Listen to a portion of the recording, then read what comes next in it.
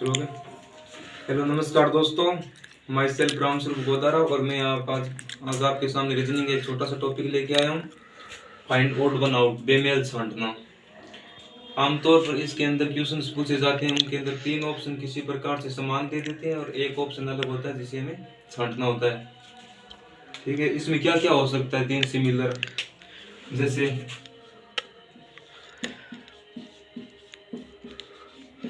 शरीर के अंगों के नाम दे देते हैं और एक अलग दे देते हैं, तो इस प्रकार छांट सकते हैं। शरीर के अंगों के नाम हो सकते हैं, या हो सकता है कोई, या हो सकता है सब्जियों के नाम, सब्जियों, फलों या फसलों के नाम दे देते हैं। जैसे तीन फसल रबी की दे दी, एक खरीफ की पूछ ली, या तीन खरीफ की दे दी, एक रबी की फसल पूछ ली। इस प्रकार से क्वेश्चन आते हैं। और एक वे से न्यूमेरिकल आते हैं, नंबर्स डिजिट्स पर आधारित क्वेश्चंस भी इसके अंदर पूछे जाते हैं। नंबर्स पर जिस प्रकार तीन संख्याएं किसी प्रकार से समान हो सकती है, उनके अंदर कॉमन फैक्टर का रूल लग सकता है। कॉमन फैक्टर, उसके अंदर कॉमन फैक्टर हो सकता है और कुछ विशेष नियम के आधार पर, या उनका योग समान हो सकता है। इस प्रकार की होती है जिन्हें हम एक्सरसाइज के थ्रू कर लेंगे। नंबर्स पे हो सकता है या अल्फाबेट्स पर आधारित भी हो सकता है।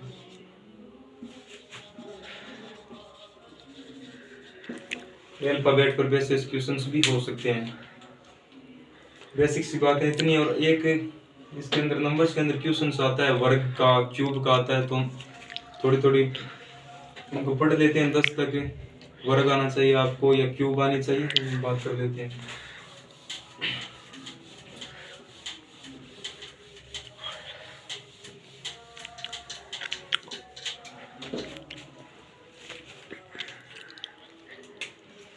जैसे ये होगी संख्या और यहाँ पर उसका वर्ग लिख देते हैं।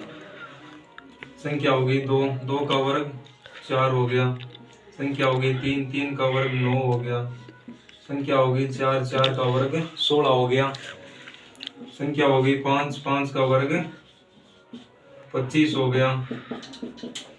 संख्या 6, 6 का वर्ग 36 हो गया। वर्ग के अंदर इस प्रकार होता है, जैसे 2 का वर्ग 4 है तो 2 को 2 से गुणा किया जाता है, 3 को 3 से गुणा किया जाता है, 4 को 4 से, 5 को 5 से, 6 को 6 से।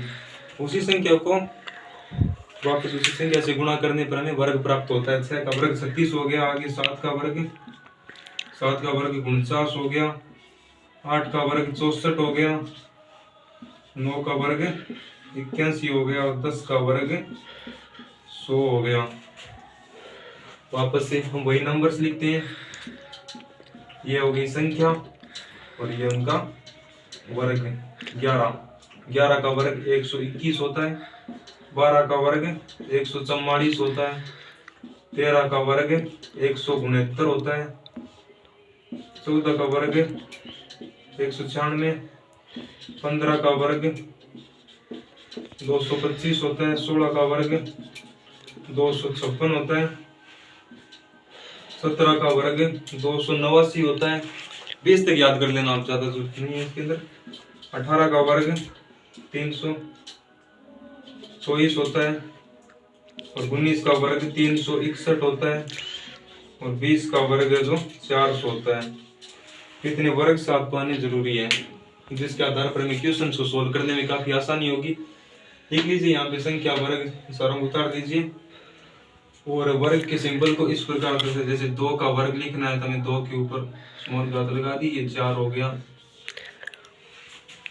जिस प्रकार और बात कर लेते हैं, ये 3 है, 3 का स्क्वायर लगा दिया, इसका वर्ग 9 हो गया। उसी प्रकार 10 की बात कर लेते हैं। 10 का वर्ग क्या, ऊपर 2 लगता है सुपरस्क्रिप्ट में। 10 की स्क्वायर 100 हो गया। उतार दो। ठीक है, वीडियो को जूम करके आप नोट डाउन कर सकते हैं। हम आगे चलते हैं।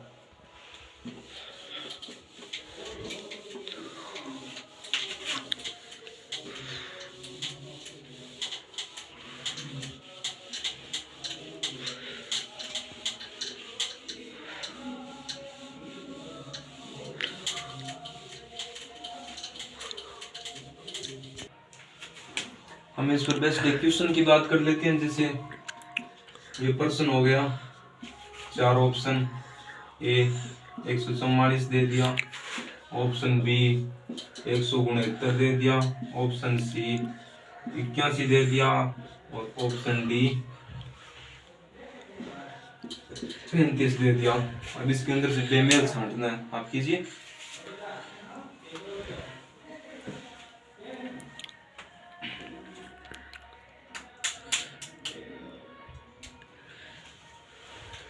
इसको सोल्व करूँ।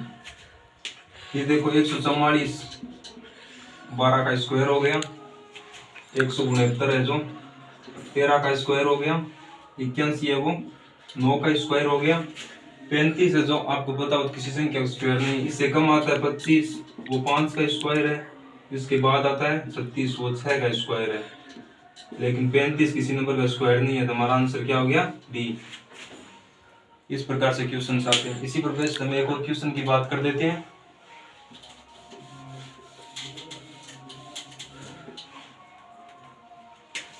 इस प्रकार ये क्वेश्चन है। क्वेश्चन हो गया, ऑप्शन ए हो गया 16, ऑप्शन बी हो गया 25, ऑप्शन सी हो गया 36, ऑप्शन डी हो गया 75। इनके अंदर से ऑड वन आउट फाइंड करना है। Find the odd one out, find the odd one out.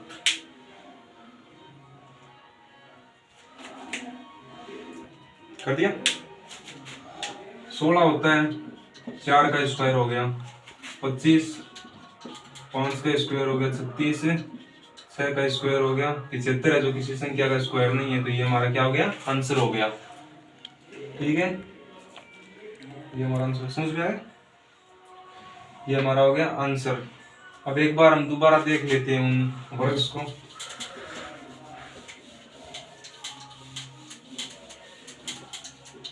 एक बार स्क्वायर ने फटाफट बता दें। 2 की स्क्वायर 4, 3 की स्क्वायर 9, 4 की स्क्वायर 16, 5 की स्क्वायर 25, 6 की स्क्वायर 36, 7 की स्क्वायर 49, 8 की स्क्वायर 64, 9 की स्क्वायर 81, 10 की स्क्वायर 100, 11 की स्क्वायर 121, 12 की स्क्वायर 144, 13 की स्क्वायर 169, 14 की स्क्वायर 196, 15 की स्क्वायर 225, 16 की स्क्वायर 256, 17 की स्क्वायर 289, 18 की स्क्वायर 324, 19 की स्क्वायर 361 और 20 की स्क्वायर 400।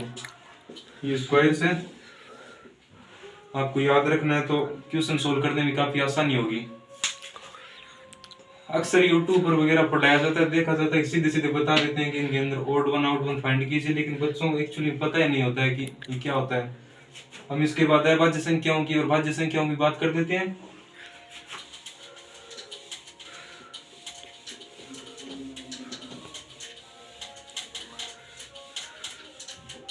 क्वेश्चंस बाद में करेंगे, पहले हम कंसेप्ट्स पर बात करते हैं।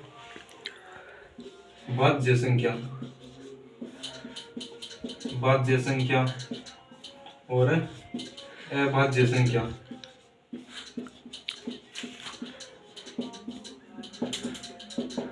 भाज्य संख्या वो होती है जिसके अंदर एक का और खुद के अलावा किसी संख्या का भाग नहीं जाता है, वो भाज्य संख्या। अभाज्य संख्या होती है, और जिसके अंदर खुद की और एक के सिवा अन्य संख्याओं का भाग जाता है वो क्या होती है, भाज्य संख्या होती है।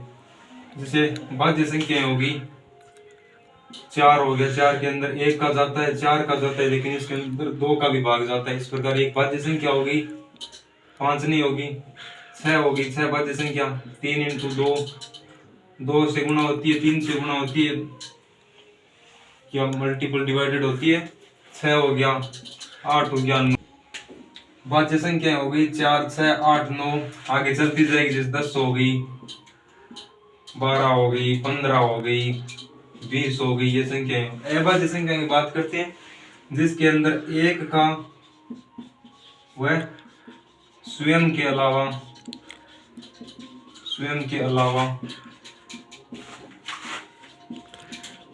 अन्य संख्याओं का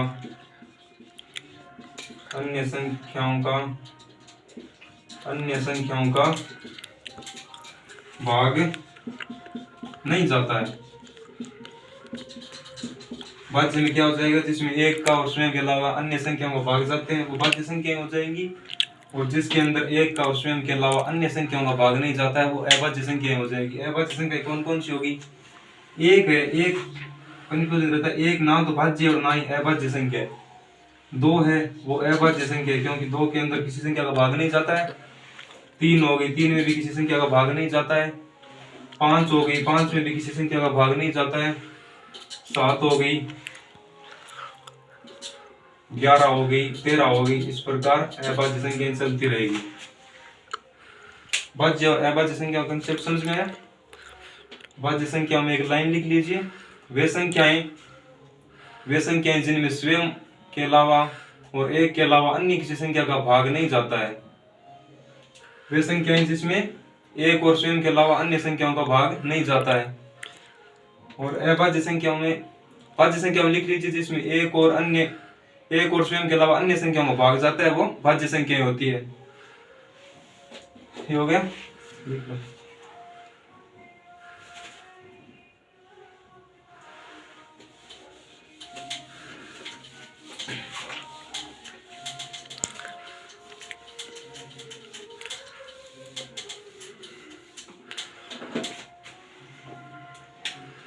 अब हम बात करते हैं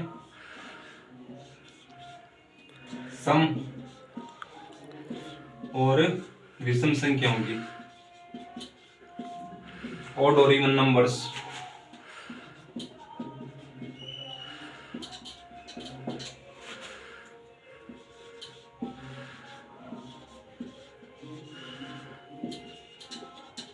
इवन और ऑड नंबर, सम और विषम संख्याएं। सम संख्याएं वे होती है जिनके अंदर दो का पूरा पूरा भाग जाता है, जैसे हो गई 2 हो गई, 4 हो गई, 6 हो गई, 8 हो गई, 10 हो गई, 12 हो गई, और इस प्रकार चलती है। ये अल्टरनेट सीक्वेंस में होती है, जैसे 2, 4, एक छोड़कर एक हो जाएगी, सम हो जाएगी। और विषम संख्याओं की बात कर देते हैं, जिनके अंदर 2 का पूरा भाग नहीं जाता है वो सारी संख्याएं विषम संख्याएं होती है। जैसे 1 हो गया, 3 हो गया, 5 हो गया, 7 हो गया, 9 हो गया। 9 एक भाज्य संख्या है लेकिन एक सम संख्या नहीं है। इस प्रकार आगे ये क्रम भी चलता रहेगा। सम और विषम संख्याएं क्लियर होगी। सम संख्याएं इवन नंबर्स, जिन संख्याओं में 2 का पूरा पूरा भाग जाता है वे सारी सम संख्याएं होती है, और जिन संख्याओं में 2 का पूरा पूरा भाग नहीं जाता है वे सारी विषम संख्याएं हो जाती है। अब इन पर बेस्ड कुछ क्वेश्चंस की बात कर लेते हैं हम।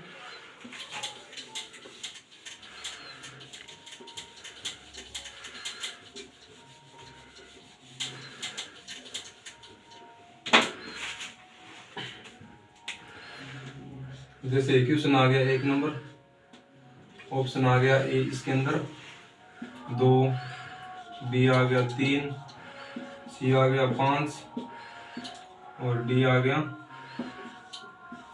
8। Find the odd one out.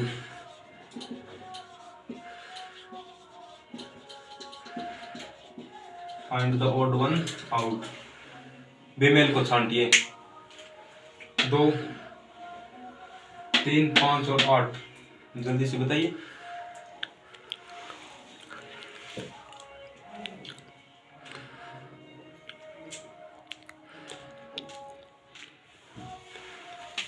दो क्या है, एक अभाज्य संख्या है, 3 भी एक अभाज्य संख्या है, 5 भी एक अभाज्य संख्या है, लेकिन 8 एक भाज्य संख्या है क्योंकि 4 × 2 इसका गुणनखंड बन रहा है।